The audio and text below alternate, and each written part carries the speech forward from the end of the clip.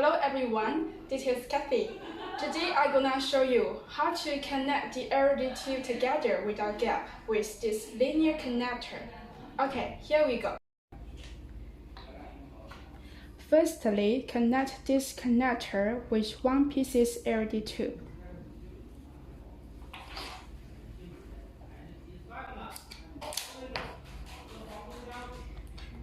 And then connect it with another LED tube.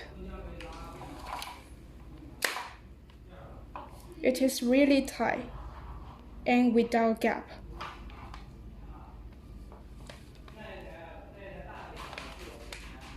In this way, you can connect many LED tubes together to become longer.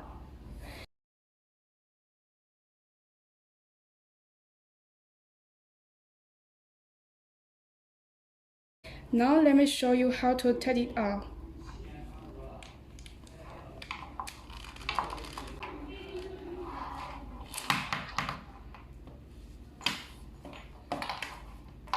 Okay, finished.